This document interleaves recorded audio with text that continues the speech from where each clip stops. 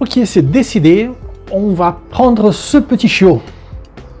Alors il arrive, et qu'est-ce qu'on fait? Que fait-on? Est-ce qu'il faut préparer quelque chose? Est-ce qu'il y a des choses que je dois savoir avant même que le petit chiot arrive? Comment faire? Ce sont des questions que nous allons essayer de répondre avec cette vidéo. Viens avec moi, j'explique dans le chemin.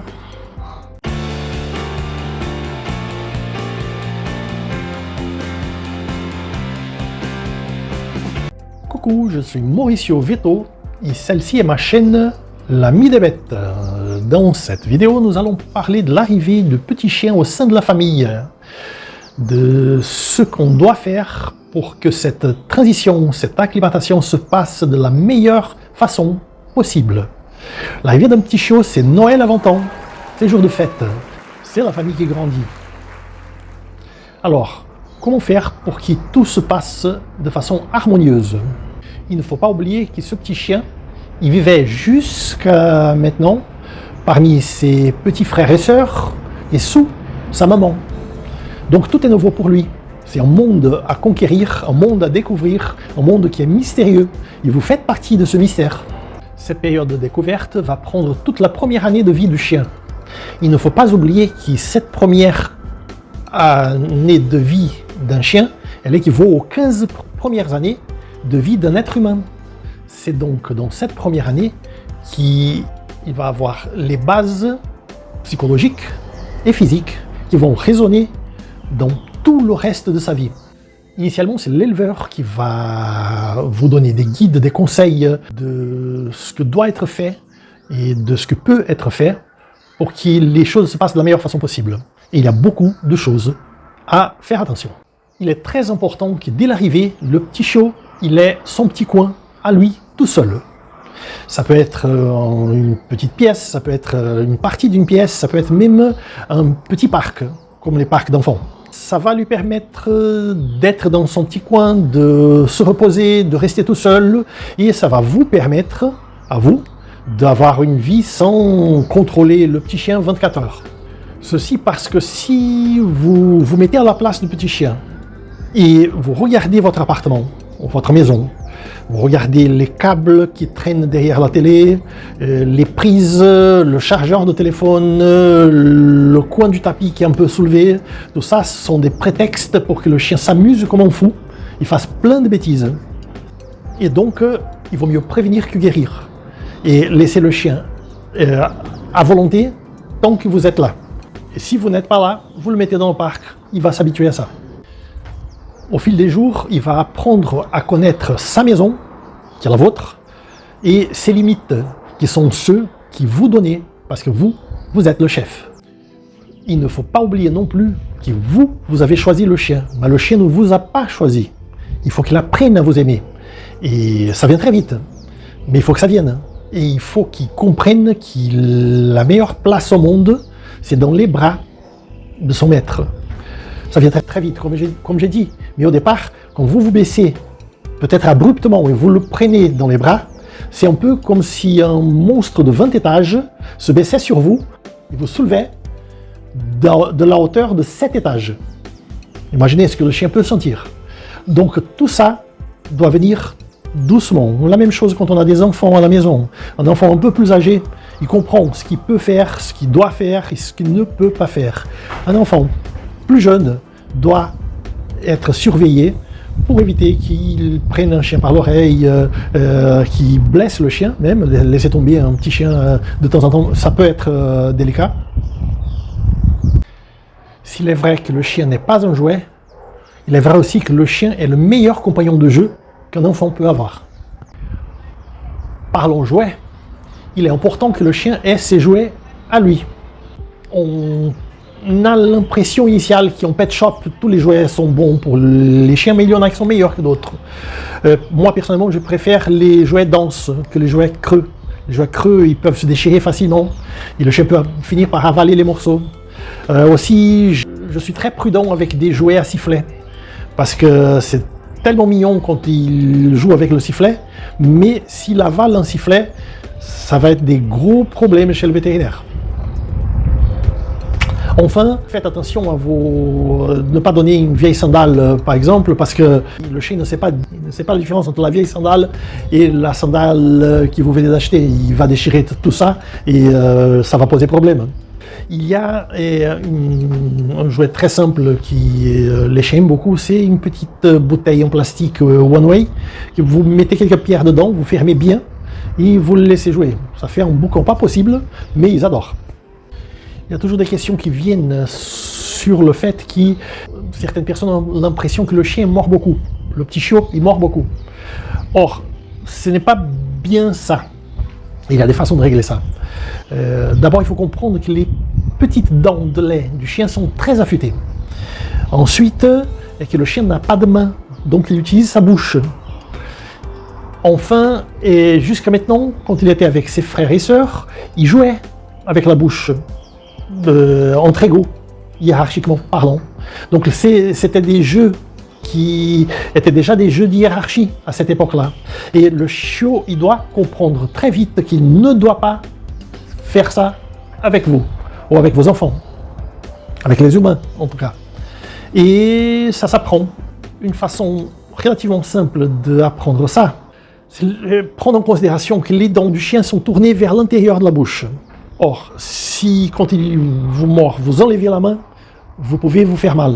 Par contre, si vous faites le mouvement contraire, vous surprenez le chien, et si vous accompagnez ça d'une négative, un non, le chien peut être surpris et apprendre très vite que ce n'est pas ça que vous attendez de lui.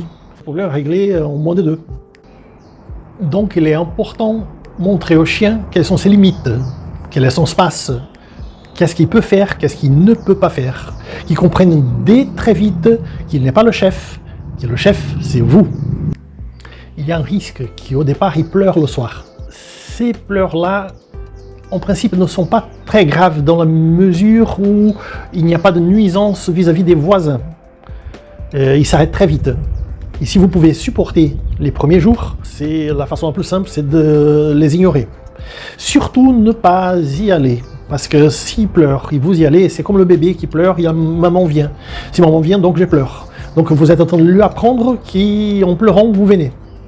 Et là, vous rentrez dans un cercle vicieux qui n'a pas de fin.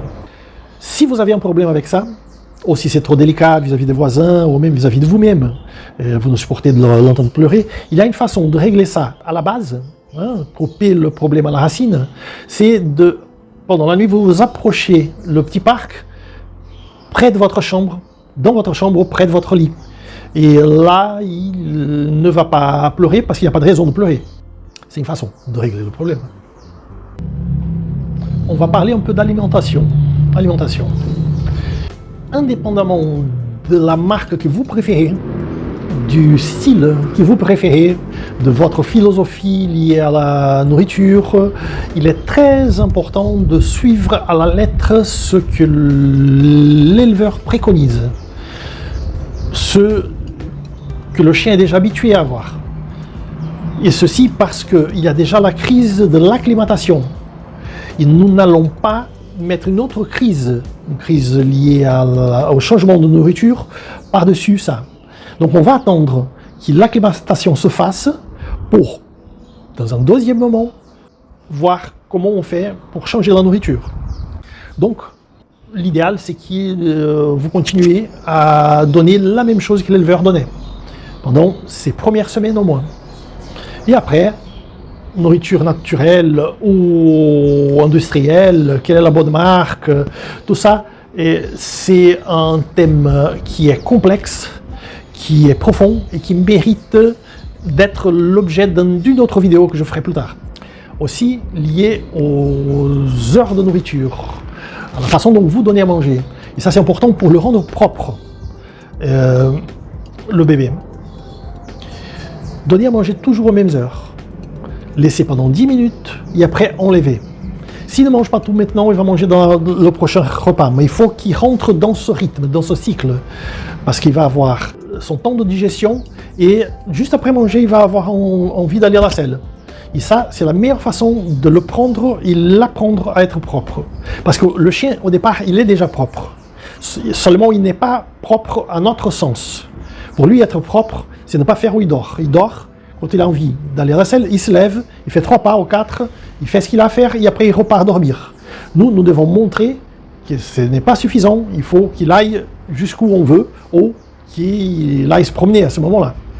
Et donc la meilleure façon de faire ça, c'est la rigueur par rapport au moment de manger et par rapport au temps où vous laissez la nourriture. Évidemment, si vous le laissez toute la journée, il va avoir envie de faire caca de temps en temps, il va faire plein de caca au long de la journée, parce qu'il mange plein de fois au long de la journée. Et un chien n'a pas besoin de ça. L'homme n'existerait pas. Le chien, il mangerait, comme les prédateurs, 2-3 fois par semaine, il mangerait tout directement, il s'empiffrerait, et après il resterait à digérer ça pendant des heures d'affilée, même des jours d'affilée. Et donc, le chien ne mastique pas. Le chien, il est conçu pour arracher, même la mâchoire du chien est conçue pour arracher les morceaux et les avaler entiers. Et le temps de digestion du chien est très supérieur au nôtre. Par exemple, je viens de prendre un bébé. Est-ce que je peux le baigner? Est-ce que je peux lui donner un bain, puisqu'il en a besoin? Or, vous allez entendre tout et son contraire à ce propos. Des spécialistes disent, l'éleveur dit, le vétérinaire dit, et fréquemment ils ne disent pas la même chose, mais il ne peut pas avoir un bain avant la 1e semaine. Et alors vous demandez pourquoi? Pourquoi pas? Et ils vous disent parce qu'il peut attraper froid.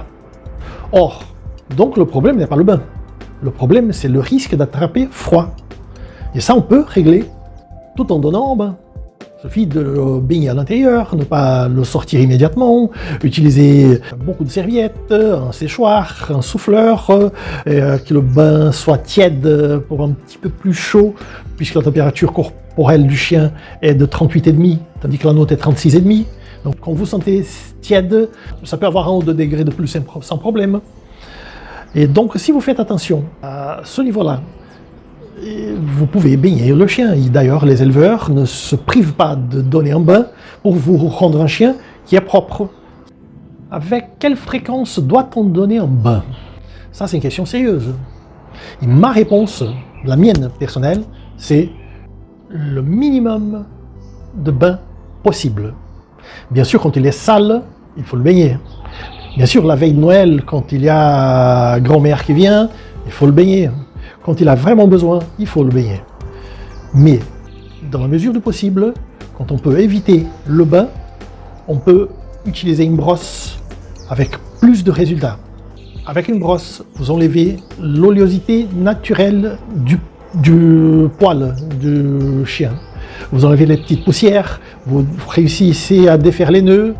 En plus, c'est un moment privilégié entre vous et le chien, parce que il faut que vous l'appreniez dès très petit. Au départ, en lui faisant des chatouilles avec la brosse, en jouant avec, il va aimer, il va adorer se faire brosser.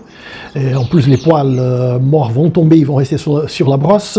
Donc, il n'y a que des aspects positifs en brosser le chien. Et avec ça, éviter de baigner le chien trop souvent. Pourquoi on ne doit pas baigner le chien trop souvent? Qu'est-ce que c'est que trop souvent? On parle plus fréquemment qu'une fois par semaine. Si on réussissait à donner 2 fois par mois, tous les 15 jours, ça serait idéal. Mais quand vous faites trop souvent, avec le bain, vous enlevez l'excès d'oléosité naturelle du poil. Alors les glandes sébacées du chien, ils produisent plus de sébum. Et à force d'enlever, ils produisent chaque fois plus. Donc paradoxalement, un chien qui est baigné trop souvent, il sent beaucoup plus le chien. La petite odeur de chien qui est donnée par cette oléosité. Donc, le meilleur compromis reste la brosse. On va parler maintenant de l'adaptation du nouveau bébé à d'autres animaux. Je pense spécialement à un chien qui vit déjà au sein de la famille. Il est très important de comprendre que le chien qui est là, il a déjà sa place au sein de cette hiérarchie et il va se demander comment se comporter vis-à-vis du chien qui est arrivé. Donc la clé pour que tout se passe bien est d'ignorer le bébé complètement devant le chien qui est déjà là. Et le conforter dans sa position en lui faisant des caresses, en lui montrant qu'il est le meilleur des meilleurs. Et comme ça, le chien adulte ne va pas poser problème vis-à-vis du bébé qui est arrivé. C'est une attention qu'on doit avoir peut-être pour quelques heures, peut-être pour quelques jours. Fréquemment, ça va très vite parce que le chien, il accepte le bébé. Une fois que ça rentre en vitesse de croisière, il n'y a plus de problème. De toute façon, le chien est un animal social, plus que l'homme.